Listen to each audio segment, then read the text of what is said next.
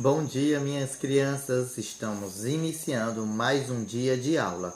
E hoje é terça-feira e nós temos aula de quê?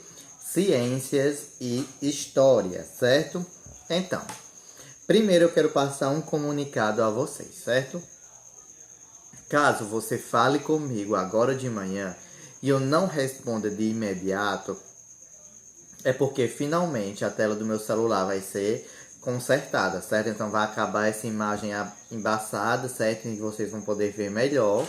Aí o homem que conserta o celular, a tela, só pode de manhã, certo? Então eu vou iniciar as aulas, certo? Vou mandar o vídeo, vou ficar esperando vocês mandarem dúvida, vou ficar explicando até a hora que ele me chamar para ir deixar o celular lá. Na hora que ele chamar, certo? Eu deixo lá, mas aí você pode, se ficou com dúvida, pode mandar mensagem. Terminou a tarefa, pode mandar a foto. E assim que ele entregar o meu telefone, certo? Eu olho, corrijo tudo, certo? E respondo as dúvidas. Então esse era o comunicado. Então não estranhe, ok? Mas não vai, certo, interferir na aula de vocês. Aí então eu vou mandar logo os dois vídeos, certo? Provavelmente um próximo do outro. Mas aí você só assiste, certo? Quando terminar a atividade, quando tiver tudo bem certinho. Quando terminar e quando refizer as leituras. Então, vamos lá. A combustão dos materiais, certo? Então, na aula de ciências já ia começar sem dizer a página. Então, abra o livro na página 435, certo? Pause o vídeo e abra o livro na página 435. Agora que você pausou o vídeo, podemos começar a nossa leitura e a nossa explicação. Então, iniciamos a lição 3 de ciências, certo? Então, já saímos da lição sobre a matéria, o que é a matéria, as formas da matéria, como encontramos a matéria, as formas da água, não é verdade? Agora vamos para uma nova lição. Qual é a lição? A combustão dos materiais. Você já reparou como uma folha de papel ou um pedaço de madeira queimam? Ao queimar, esses materiais se transformam. Observe que usamos a palavra transformam. Quando o material se transforma, deixa de ser o que é e passa a ser outra coisa, como o papel e a madeira depois de queimados. Então, você já observou como o papel queima, a madeira queima? Se você, por exemplo, no São João, viu como a fogueira queima a madeira, como está ali o fogo consumindo a madeira, e do mesmo jeito uma folha de papel que você já viu queimando? Então, sempre quando algo queima, essa matéria se transforma, certo? Então ela deixa de ser o que era e passa a ser uma nova coisa, certo? Passa a ser uma outra coisa. Por exemplo, o papel quando queima vira cinza, não é verdade?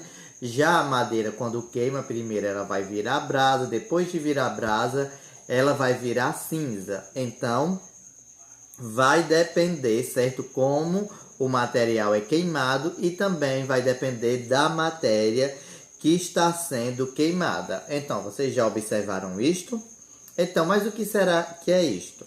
Certo? O que é que provoca esta transformação da matéria, que deixa de ser uma coisa e passa a ser outra, porque queima, certo? Então, entendido essa parte da transformação? Se não entendeu, já sabe, me pergunta, né? Então, vamos dar continuidade. A combustão transforma materiais, certo?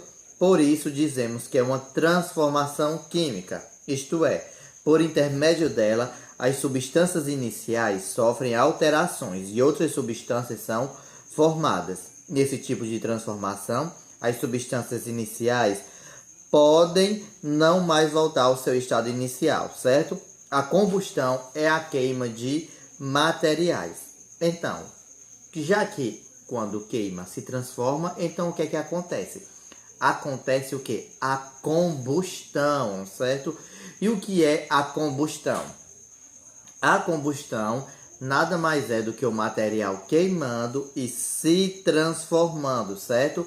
Por isso dizemos que é uma transformação química, porque está mudando de forma, certo? Toda a matéria está mudando de forma, ou seja, da situação inicial, certo? Transforma. Se você queima um plástico, então o plástico vai derreter e depois vai ficar sólido, não é verdade? Então isso foi a combustão que fez passou pela transformação química, que mudou a matéria, não é verdade? E depois passou a outra forma. E nem sempre certas matérias, quando queimam, mudam de forma, voltam para a sua forma original. Por exemplo, a folha de papel. A folha de papel, depois que queimada, ela não tem como voltar mais ao original. A árvore, depois de queimada, ela não tem como mais voltar à sua forma original. Já o plástico, se você queimar ele, derreter e botar numa forma igual da sua forma original, então ele vai voltar a ser o que era, voltar da mesma maneira, certo? Ficar da mesma maneira. Então, mas algumas matérias passam, deixam de ser aquilo que era e não voltam mais para a sua forma original, e outras podem voltar à sua maneira original, certo? Então, para encerrar esse parágrafo, combustão é a queima de materiais. Vamos lá dar continuidade. Oxigênio é o gás que possibilita e mantém a combustão. Durante a queima, o oxigênio é consumido.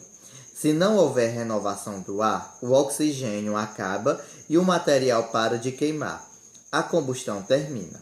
Durante a combustão, forma-se gás carbônico. Abanar uma fogueira, por exemplo, é possível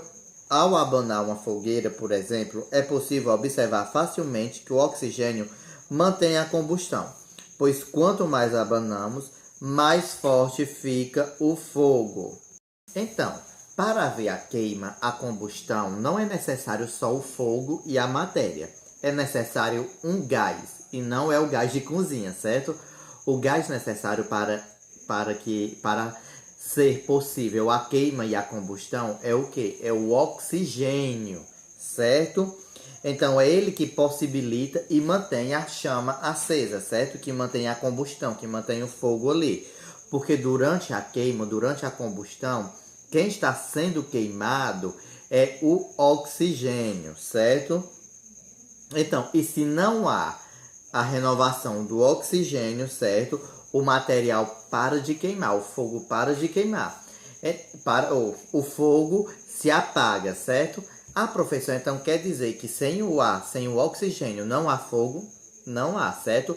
Porque é o gás, é o oxigênio que vai alimentar o fogo, certo?